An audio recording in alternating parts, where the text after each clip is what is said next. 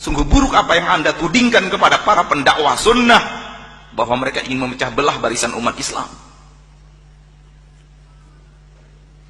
Dengan menerangkan apa adanya yang mereka ketahui dari sunnah Nabi. Ini yang sunnah Nabi, ini yang dikerjakan Nabi. Jangan melakukan hal yang lain selain itu. Hanya karena ada yang tidak setuju, lalu Anda katakan Anda memecah belah umat. Kita ingin yang tidak sesuai dengan Nabi, sunnah Nabi itu kembali kepada sunnah Nabi, agar mereka bisa mengambil air dari telaga Nabi Muhammad sallallahu alaihi wasallam. Kita tidak menjamin kita sampai ke telaga itu dan bisa meminumnya, namun kita berusaha. Dan semoga Allah memberikan hidayah, semoga Allah memberikan taufiknya. Dan setelah kita berusaha untuk diri kita, ingin mengajak saudara kita, saudari kita sebanyak-banyaknya untuk bisa kembali kepada sunnah itu, karena ini perintah Nabi dalam hadis yang telah dibacakan oleh Ustadz kita tadi. Fa'alaikum bisunnati, pegang teguh sunnahku. Ketika kalian berpecah belah, ketika banyak pendapat, ketika banyak pandangan, sudut pandang, cari yang mana yang sunnah, pegang teguh dengan sunnah itu.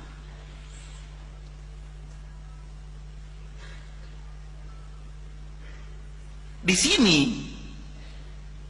ketika seseorang tahu apa yang sedang dilakukan oleh dai-dai yang mengajak kepada sunnah Nabi, sebenar-benar pengetahuan, maka yang akan mereka katakan adalah, ini adalah bukti kasih sayang dai itu kepada manusia.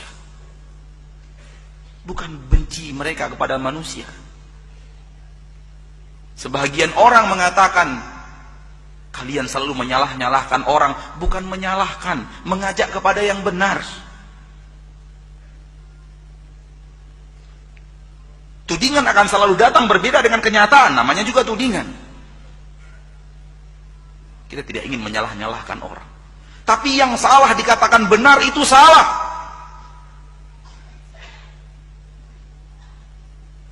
Seorang komandan, pimpinan, karyawannya salah lalu dibenarkan, kesalahan pimpinan itu sendiri.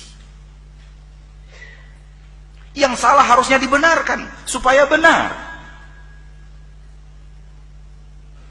Maka mengajak kepada sunnah, mengajak kepada kebenaran, karena sunnah itu dari Nabi Muhammad sallallahu alaihi wasallam. Yang tidak dari Nabi Muhammad tidak sunnah. Kemudian orang itu masuk setelah azan subuh, sholat 2 rakaat, tambah 2 rakaat, tambah 2 rakaat, tambah 2 rakaat. Semangat, tapi tidak sesuai dengan sunnah. Dihampiri oleh Sa'id ibn Musayyib, seorang ulama, dan berkata, saudaraku, Rasul hanya memerintahkan kita untuk sholat 2 rakaat sebelum subuh. Orang ini mengatakan, ayu'adzibuni Allahu bisalah? Aku kan hanya sholat, apakah Allah akan tega mengadabku karena aku sholat? Masa sih aku akan diadab oleh Allah? Aku kan sholat.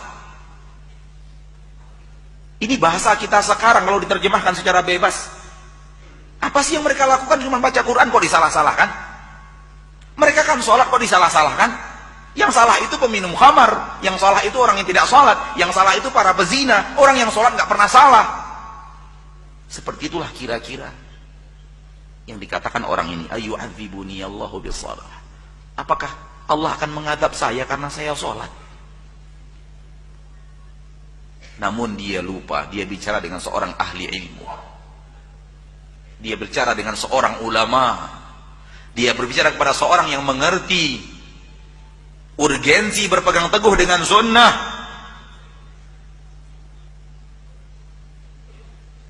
Kata Imam Sa'id bin Musayyib menjawab, innallaha la yu'adzibuka bisalah. Allah tidak akan adab engkau karena engkau salat. Walakin yu'adzibuka bimukhalafati sunnah. Akan Allah adab kamu karena kamu menyelisihi sunnah. Ini jawaban ahli ilmu. Betapa banyaknya orang yang mengatakan dia sholat, seluruh yang sholat semuanya benar, berwuduk sembarang wuduk saja, sehingga bahagian belakang